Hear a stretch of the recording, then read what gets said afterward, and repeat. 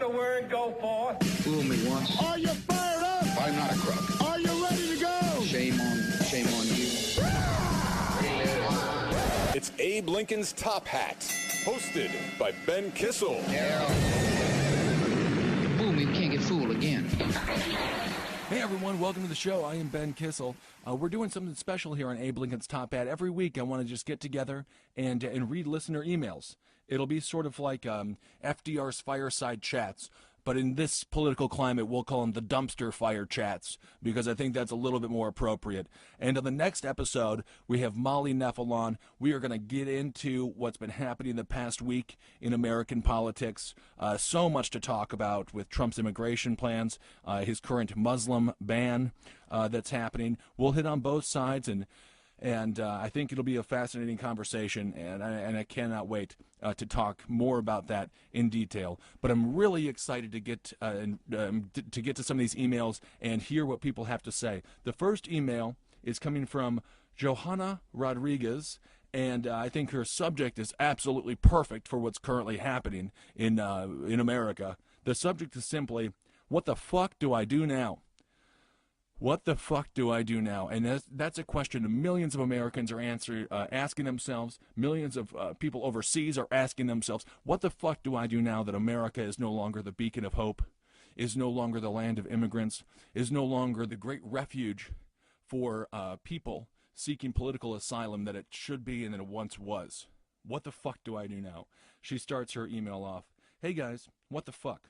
Who the fuck is going to be banned next? I'm Mexican, born here to teen immigrants, and now work with unaccompanied, undocumented kids from Central America. Their reactions to Trump getting elected was one of complete defeat.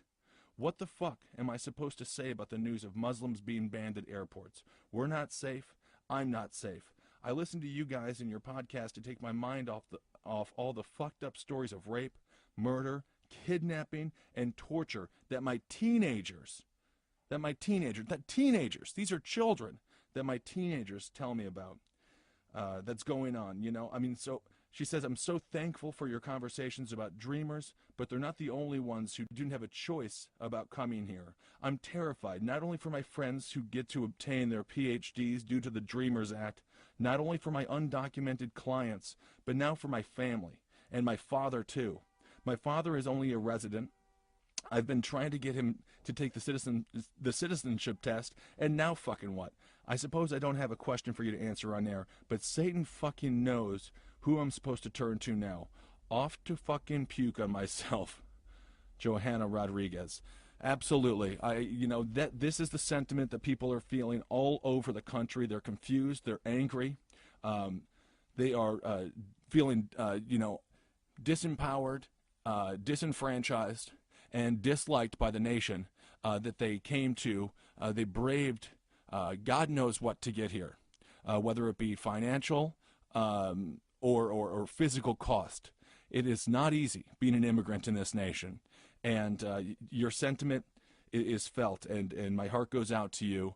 And we're going to do our best to keep a spotlight on the Dreamer situation. I know Steve Bannon apparently wants to get rid of DACA, and Reince Priebus, the chief of staff for Donald Trump, wants to keep it. So now we're in another strange situation where I agree with Reince Priebus, the man who I always say sounds like a bone you sprain when you're skiing stoned. Oh, I sprained my Priebus. It doesn't sound good. So DACA is on the line, and these are just real things now. And Steve Bannon is in Donald Trump's weird, floppy, dumber than Dumbo-like ears, and that to me is truly terrifying. All right, the next email comes from Charlotte. She says this is not a blurb, but she still hopes that I read it, and Charlotte, I will read it. Thank you so much for sending it in, sending in the email. All right, on September 11, 2001, she writes, on September 11, 2001, I was the last one awake in our apartment in Beijing, China, watching TV.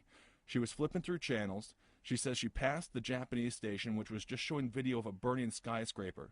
I didn't think anything of it, thought it might be some movie, so I just kept on flipping. Nothing interested me, so I went to bed. Before I fell asleep, there was a phone call from a Sri Lankan friend and a classmate telling me to turn on the news. Before I even made it out of my room, the phone rang again, and an Israeli friend and classmate asking me if I had heard what happened.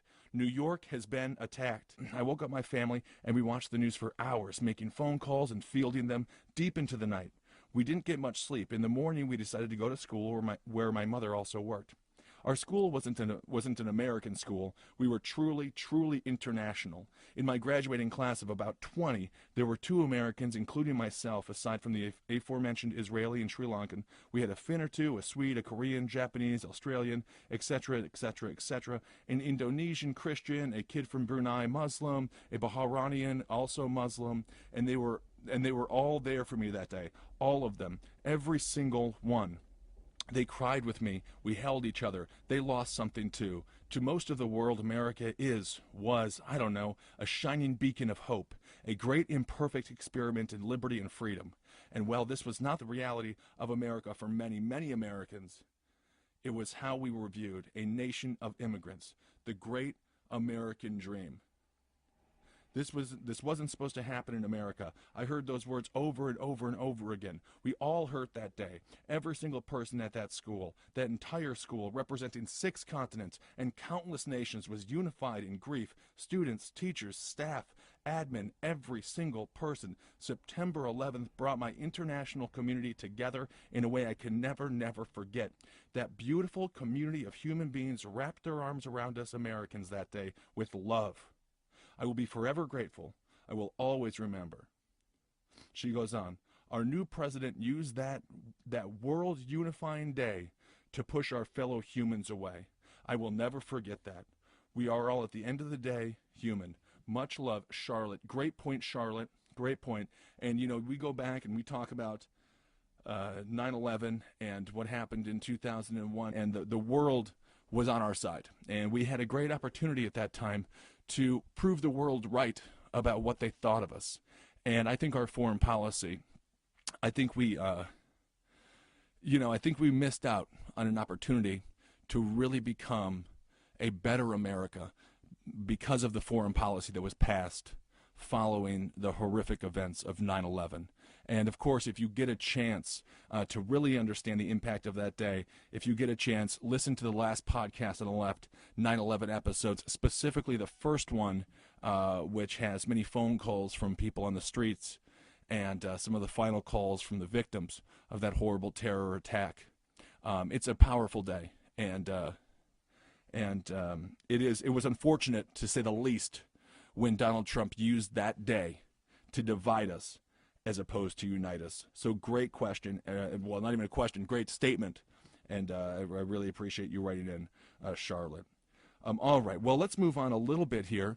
Now, this guy, he wrote in, his name is Matt Clemente. He sounds like a baseball player who's using steroids. You're on the juice, Clemente. I know you're on the juice.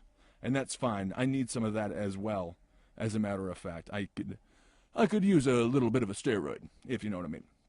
All right, Matt Clemente wrote, this is referring to the episode I did with Travis Irvine, the Mediaite reporter, and Travis was telling people to run for office, get out there and you can do it, And Matt Clemente wrote in with the subject matter, we all can't run for office. And this was a great email, so thank you so much for sending it. Basically, he says, your guest Travis Irvine urged all of us to run for public office, especially millennials. He stated that all American citizens can do it. This, sadly, is not true. The Hatch Act prevents plenty of civil servants from being able to run for office. Those of us who work for the Department of Defense and the Department of Homeland Security cannot run for office. While your head may run in one direction or another, the Department of Defense is the largest employer of federal scientists and engineers, making up almost half of all federal civil servant scientists. I am one myself. A friend of mine who works for the Navy was hoping to run for office a few years ago and discovered that we're unable to seek office. Now, I'm sure plenty of people wish there were more scientists and engineers running for office, but sadly a huge chunk of us, roughly 750,000 DoD civilian employees alone, are denied the opportunity. It's a bit bizarre because plenty of civilians who work for the DoD are proud Americans that do want to help America succeed. There are plenty of other departments and agencies with restrictions, mostly in defense and intelligence, which can seem to make sense for high-level individuals, but when you're just a bottom-of-the-rung scientist, engineer, admin assistant, the guy in shipping, the guy working in the cafeteria on base, etc., it seems a bit much. Sadly, the Hatch Act is rarely a topic of discussion in regards to those educated Americans who simply cannot run for office without giving up our jobs, which often isn't necessary for local offices. According to it, uniformed soldiers can run for office, but then other rules in the military, like codes of conduct, actually prevent them. Oh well, I'd love to hear your opinion on this aspect and the Hatch Act in general, preventing even more people from running for office if you've got the time. Well, we do have the time, Matt. So I did a little research. So the Hatch Act, it came to pass in 1939 because in 1938 the Democratic Party was accused of basically using Democratic operatives to take office. And it was last re-upped in 2012 under Barack Obama. And as a matter of fact, James Comey, FBI director, was accused of violating the Hatch Act when he sent the email or the memo to Congress regarding Hillary Clinton that was found within the Anthony Weiner documents. So, it's the Hatch Act is used on a regular basis, or at least people are accused of violating the Hatch Act on a regular basis. I understand to some degree why it was put in place, obviously to protect the sanctity of government when it comes to constituents having someone who is an independent thinker that would best represent them. But it does seem like DOD and other people, the unintended consequence of the Hatch Act is leading to a depleted level of intelligence in individuals running for office, and I think that has to be changed. All right, let's move on. The next email comes from Faith Plummer, which is my favorite name of all time because it sounds like she's a plumber and she shows up and then everyone's like, "Where are your tools?" And she's like, "Don't even worry about it. I unclog toilets with prayer." She's the Faith Plummer. I love her. All right, she writes in, "Dear Ben, I'm a big fan of Abe Lincoln's Top Hat and last podcast. You and Marcus and everyone else on CCR do great work, and you all make my work weeks a little brighter." Well, thank you very much. I'm happy to do that, and I love to hear that. That being said, I just have one small correction for you. The new CIA director's name is Mike Pompeo, not Tom Pompeo. I live in Kansas, and it is not hard to know Mr. Pompeo's name, as he is a congressman for Kansas. This is so funny because I re-listened to that episode. It was the last episode, which I thought was pretty good. Kind of a fun episode there. And I did say Tom Pompeo, and it's because every time I think of Mike Pompeo, I think of Tom Tancredo, because Pompeo and Tancredo, they just stick in my brain. So they're interchangeable first names. So yes, Mike Pompeo, that is correct. It's not Tom Pompeo. Tom Pompeo sounds like a bad B actor with big bush hair or something. So yes, I do understand that. Thank you so much. She does go on. She says, Mr. Trump has also tapped Chris Kobach. He's another Keynesian to work on immigration policy. Kobach is the architect of the infamous Arizona immigration law, SB 1070. Kobach and Pompeo are arguably two of the most hated men in Kansas, especially in more liberal, left-leaning circles, outside of our current governor, Sam Brownback. Thank you for everything you do, and keep up the great work. Sincerely, Faith. Well, thank you so much, Faith. And I got to tell you, yeah, that Arizona immigration law, oh my goodness, really atrocious. And now seeing a similar thing that might be adapted on a national level is disheartening, to say the least. I understand Arizona is a border state. I know they have immigration issues that are different than Wisconsin or Indiana or New Hampshire. But at the same time, you have to have a humane response to these problems. That's the role of good government, is to take difficult problems, respond as humane as possible, and attempt to alleviate the issue. And I don't think they're doing a great job in Arizona with their more hard-lined approach. But of course, email me if you think they are, and we'll also get to that. This next email comes from Brendan Rome, who is also, that's a great name. It sounds like a Chippendale or someone who would fight a lion in a room. His message it's entitled Top Hat, populist apples and populist oranges. Oh, that's kind of fun. We kind of have a citrus thing happening here. I always enjoy that. He writes, "Hi, Ben. Good work with Marcus on soberly analyzing the events of the world that seems to have gone completely mad." Yeah, absolutely. You're welcome. We're trying our best to maintain, a little perspective and to not get too emotionally exhausted, quite frankly, because, people are, especially just reading these emails, that I've gotten over the weeks and now, people are really horrified. And so thank you so much for listening. And that's really what we're trying to do. Basically be the opposite of Alex Jones, because we don't want to be full of lies, and we don't just want people to watch us for entertainment reasons, but then slowly, like I say all the time, a frog boiling, a frog in warm water gets heated up. That's what happened with Alex Jones. Everyone just said, oh, he's a fun showman. Same thing with Donald Trump. He's a showman. Even I was sucked into his performances. As a performance, as a fan of political performance, it was jaw-dropping what Trump was doing, and certainly with the things that Alex Jones does. It's very entertaining, but now we live in a world where that's mainstream thinking, and I think that's a little bit dangerous.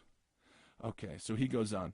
However, I have had one major issue/question about you equating Bernie Sanders' left populism with Trump's right populism. Okay, as someone who has self-identified as a socialist, I thought it odd that you would equate Sanders and Trump's populisms when it comes to trade and protectionism. In essence, Sanders' populism is that of the demos, the people as the active agents, citizens, subjects, and participants in public affairs. This populism is one that brings together desiring persons into an equatable society for a people. This isn't anti-internationalist per se. On the contrary, it's internationalist because it accounts for all, in spite of borders, states, and economic inconveniences. I opposed TPP because of the power it would have given corporations over the sovereignty of states and communities. I'm more favorable to NAFTA because it brings us closer to our neighbors to the north and the South. The blame for depressed wages and gutted communities goes not to open borders, but rather should go to the capitalists who have waged open war against the working and middle classes and who have bought off the Republican and Democratic parties. And there's no denying they're bought off. That's a great point. On the other hand, Trump's faux populism is that of the ethnos, an imagined community of Americans, red, white, and male, that is inherently exclusionary. By invoking this as the will of the people, he is able to aggressively consolidate corporate power and wealth to himself and his cronies.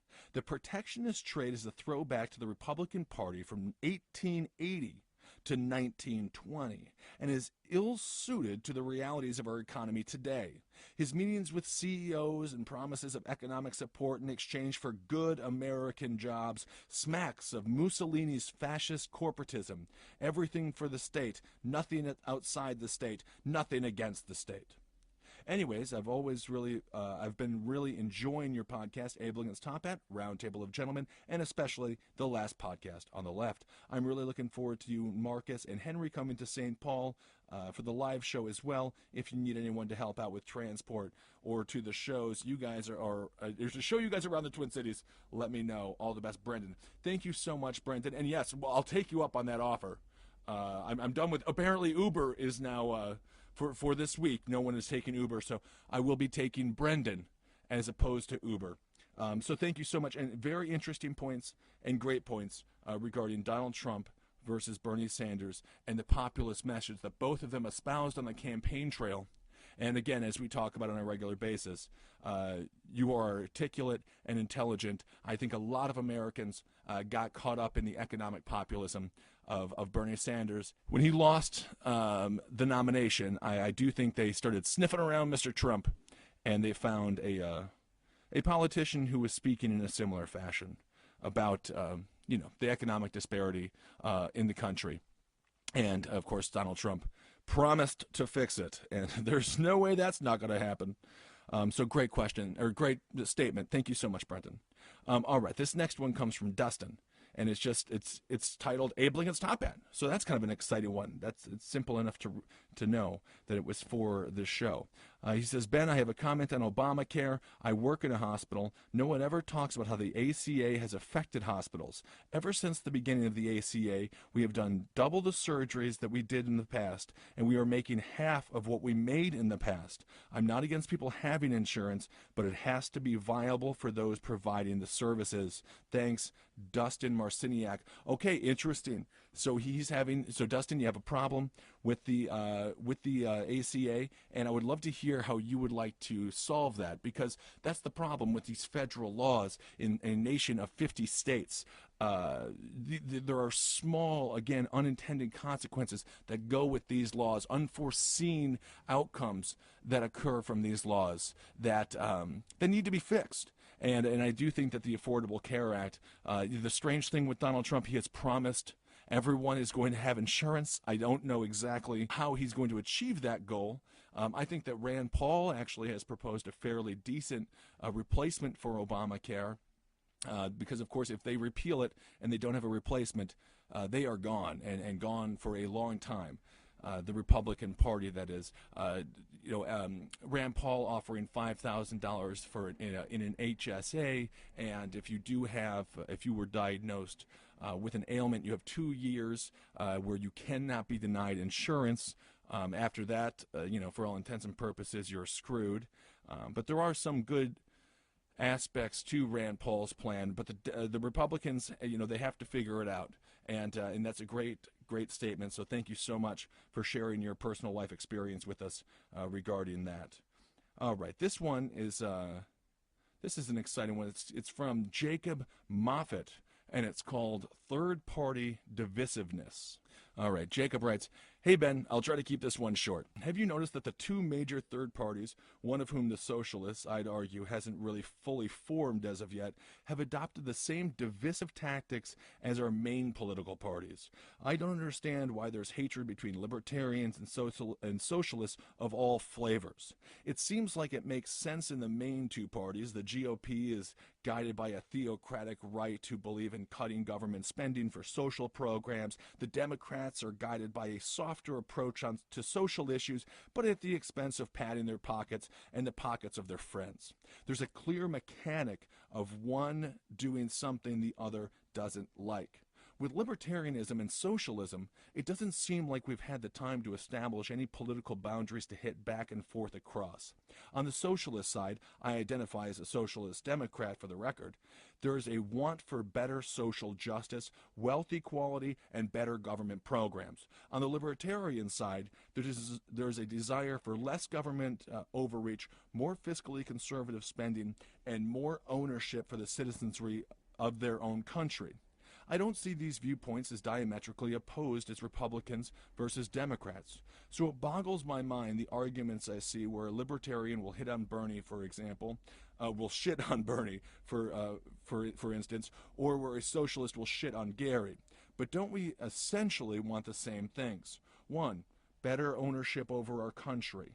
2, less incentive for corruption in Washington. 3, more oversight against corruption in Washington, though that's arguable, but it's something both sides have espoused. 4, an end to two-party politics, as well as the unseating of the established power bases. 5, drug law reform.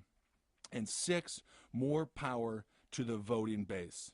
It seems like when it comes to libertarians versus socialists, there's a divide. But honestly, the only difference I see between them is how much money are you willing to spend, and is this really the job of the government? We're essentially fighting the same fight with a few disagreements, if that makes sense. We may not agree on the destination, but it seems like we all know the road we need to take. What gives? Why did this third-party heavy election cycle become not just Trump versus Hillary, but Sanders versus Johnson? I blame media. I think the way that they covered Bernie Sanders, specifically, obviously, in the beginning, laughing at him and not treating him as a serious candidate, and then trying to stoke fears that he's too far of a leftist. He would make our nation look like Castro's Cuba, things like that. I think they don't want the powers that be are greatly invested. The media is greatly invested in the powers that be, and they are, as we saw with Debbie Wasserman Schultz stepping down from the DNC, and the void, the vacuum being immediately filled by Donna Brazile. As we see on Fox News, Katie McFarland, who I did Red Eye with many, many times, she is now working with Donald Trump. John Bolton, Ambassador Bolton, was up, I believe, for a defense position. There is a pipeline from media to government, and the media does not want any of these outlying parties to have any say whatsoever, because at the end of the day, it would hurt their own individual bottom line. Third-party candidates also get demonized by one side or the other for theoretically costing an election or swinging the election to one side or another. For example, in 1992 with Ross Perot, he got roughly, I believe it was 17 million votes. It might have been 19 million votes. Didn't get one electoral vote, so I think that's a bit of a problem. But a lot of Republicans blamed him for giving the election to Bill Clinton, who won with 42% of the vote. Nonsense. It would have taken upwards of 70% of the people who voted for Ross Perot to then vote for H.W. Bush in order to give the win to H.W. Bush. There's a massive misconception that the people out there who go and vote for third-party candidates would naturally then vote for the person that lost, but in the people that voted for the person who lost assume that had they not voted for that third-party candidate, they would have voted for their candidate, and their candidate would have won. No, that's not the way it works. Gary Johnson supporters very well might have voted for Jill Stein. Gary Johnson, this is now getting to this election cycle. Gary Johnson, of course, be demonized for taking votes away in Michigan and places like that. There is no saying that Gary Johnson didn't hurt Trump. It's possible that Trump would have won by a larger margin had individuals not voted for Gary Johnson. Specifically, being more on the libertarian, being a libertarian, they do have a Republican tilt to them in many places. So I think third parties get it from the media.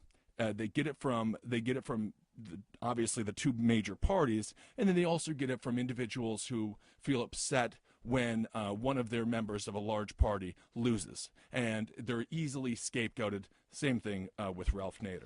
All right, let's move on. This next email comes from Caitlin Garcia, and it's a bit of a doozy. It's a bit long. There's a lot of Russian names in it, so I will butcher every single one of those.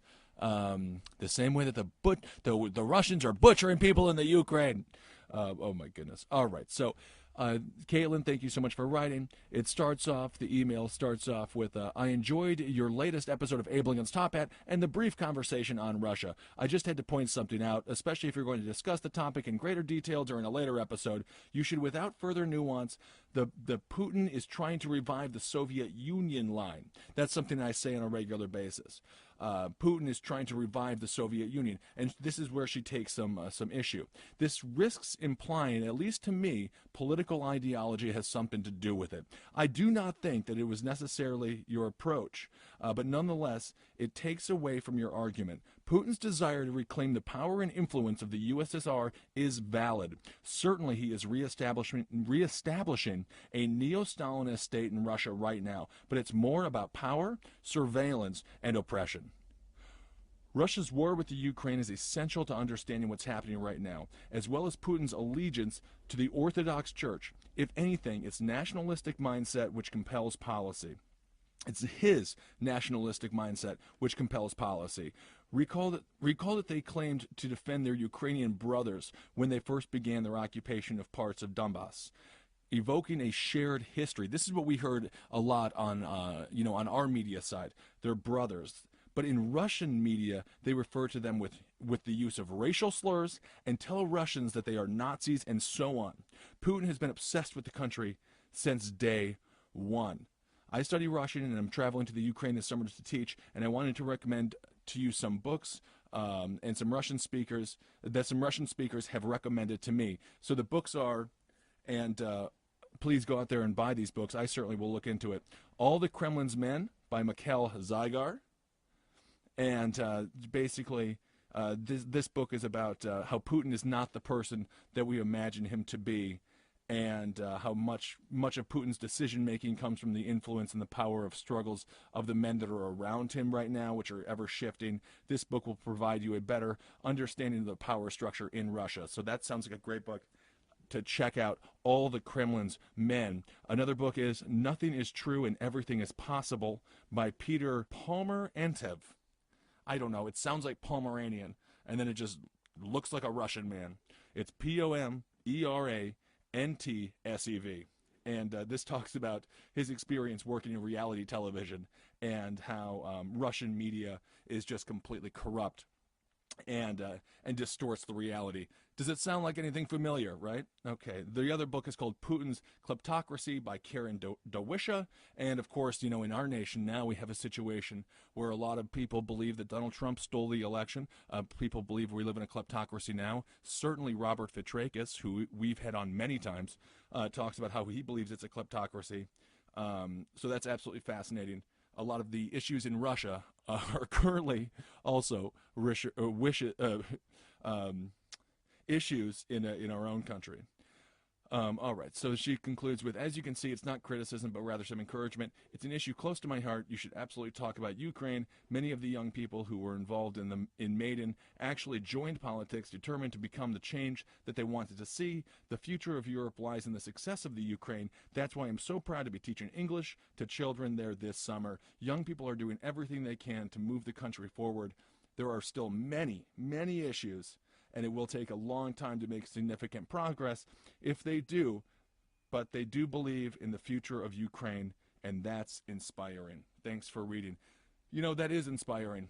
No matter it is the heart of people is always the best thing that comes from these scary situations and these unnerving times. We get to see communities come together and people be braver than we ever thought they could be.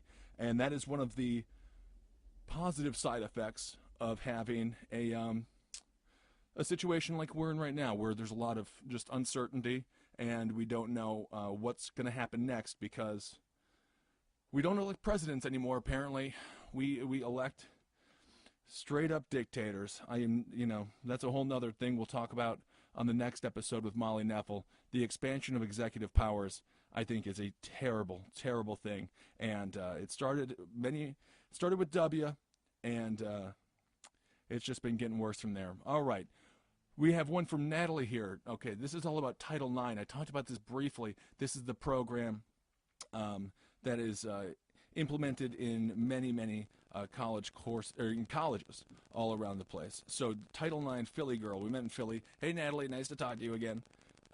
She says, "Hi Ben. I meant to send this days ago, but I've been sick and swamped at work since classes are resuming, so it's been a week. Okay. I heard you like a short and blurby, so I tried my best, but I wanted to shed some light on how I handle Title IX cases. I work for a four-year university in Maryland and wear many hats." Oh, that's kind of fun. "I process everything from very trivial to serious cases. I cannot speak on behalf of every university, institution, or system, only the one I work for, but I hope that they follow the same protocol and practices that we do. With all the Title IX cases, we practice extreme confidentiality for both parties. A case will rarely, if ever, leave our office. Faculty and staff outside of our office will not have access to any of the records, nor do we discuss anything in regards to the case ongoing or closed. We cannot report to state or local authorities without consent of the complainant, except in very few cases, i.e. child abuse, things like that. We release identifying information only if it is in the interest of the university safety. Judicial action is taken against the other party only if there is a preponderance of evidence after an investigation. Ultimately, this often relies on the cooperation of the complainant.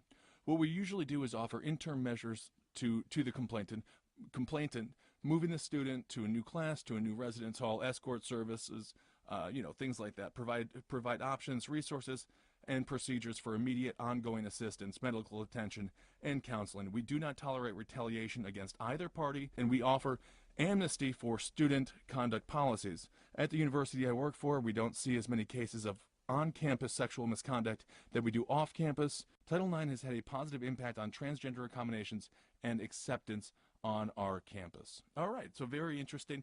I was simply concerned about due process and things like that, but that's great. Natalie, I'm happy to hear that Title IX is working out on your university.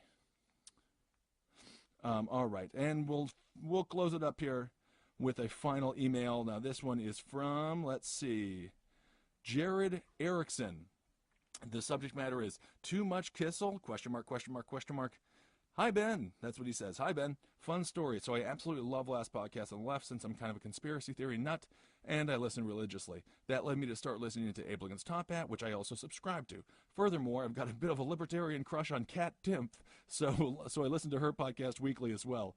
So last week I found myself listening to the latest last podcast, then a Top Hat from earlier in the week, then Kat's podcast that featured you as a guest. All said and done, it was almost 3 hours of Kissel. I, of course, enjoyed the content, and I generally find the timbre of your voice to be quite soothing, but my good, 3 hours of anything is a lot to ask. All of that being said, I greatly appreciate the work you do, especially on Abe Lincoln. In such a divisive political climate, I love how you keep it civil, reasonable, and logical. Keep up the great work, Fox News scum. Thank you, Jared. That's very nice. All right. Well, that's it. So this is the first episode of the Dumpster Fire Chats. And we'll keep them going. I think I want to do this every week. So thanks so much for listening. You can find my email at benk721@gmail.com. Please, try to keep them a little short. But I can't wait to hear more of your stories and your opinions and things like that, and share them with the listeners. So you can find me on Twitter at Ben Kissel. You can find Marcus Parks at Marcus Parks, and on Instagram at Marcus Parks. I'm at Instagram at Ben Kissel1. Thanks so much for listening, everyone. We'll talk to you soon. For more shows like the one you just listened to, go to cavecomedyradio.com.